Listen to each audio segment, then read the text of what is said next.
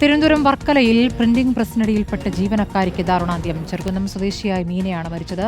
പ്രസിൽ ഉപയോഗിക്കുന്ന മെഷീനിൽ ജീവനക്കാരുടെ സാരി കുടുങ്ങിയാണ് അപകടം. CCTV ദൃശ്യങ്ങൾ റിപ്പോർട്ടിന് ലഭിച്ചു. സുനിഷ എല്ലൂരിന്റെ വിവരങ്ങളുമായി. സുനിഷ, അതീവ ദാരുണമായ സംഭവമാണ്. സാരി കുടുങ്ങിയിട്ടാണ് ഒരു തൊഴിലാളി വളരെ പെട്ടെന്ന് തന്നെ മരിച്ചിരിക്കുന്നത്. എങ്ങനെയാണ് ഈ അപകടം സംഭവിച്ചത്? അശ്രദ്ധയാണ് കാരണം എന്ന് ഏതാണ്ട് ഉറപ്പിക്കാൻ പറ്റുമല്ലേ?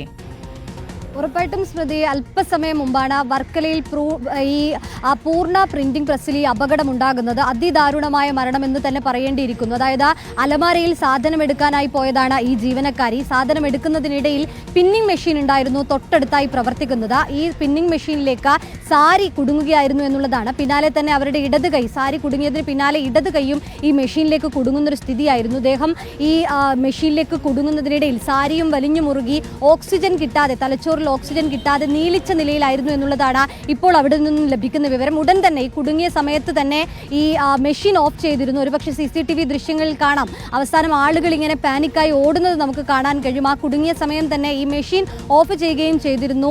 ചെറിയ ശ്വാസമുണ്ടായിരുന്നു. അതിനിടയിൽ ഉടൻ ആശുപത്രിയിലേക്ക് എത്തിക്കുകയും ചെയ്തു. പക്ഷേ അപ്പോൾ തന്നെ മരിച്ചിരുന്നു എന്നുള്ളതാണ് നിലവിൽ മനസ്സിലാക്കാൻ കഴിയുന്നത്. വർക്കല സ്വദേശിയായ മീനയാണ് മരിച്ചത്. കഴിഞ്ഞ 20 വർഷമായി ഇതേ പ്രസ്സിൽ ജോലി ചെയ്യുന്ന ജീവനക്കാരിയാണ് എന്നുള്ളതാണ് മനസ്സിലാക്കുന്നത്. ഈ പറഞ്ഞതുപോലെ അലമാരയ്ക്ക് തൊട്ടടുത്തായിട്ടായിരുന്നു ഈ പെന്നിംഗ് മെഷീൻ ഉണ്ടായിരുന്നത്. ആർക്കെങ്കിലും ഏതെങ്കിലും തരത്തിൽ അശ്രദ്ധ ഉണ്ടായിട്ടുണ്ടോ? ഈ പെന്നിംഗ് മെഷീൻ ഒരുപക്ഷെ അലമാരയിലേക്ക് കൂടുതൽ ആളുകളും ഈ അലമാരയിൽ സാധനങ്ങൾ എടുക്കാൻ പോകുന്ന ഒരിടം കൂടിയാണ്. അതിന് തൊട്ടടുത്തായി ഇത്തരത്തിൽ പ്രവർത്തിക്കുന്ന ഒരു മെഷീൻ വെച്ചതിൽ അശ്രദ്ധ ഉണ്ടായിട്ടുണ്ടോ എന്നതടക്കം പരിശോധിക്കേണ്ടിയിരിക്കുന്നു എന്നുള്ളത് തന്നെയാണ്.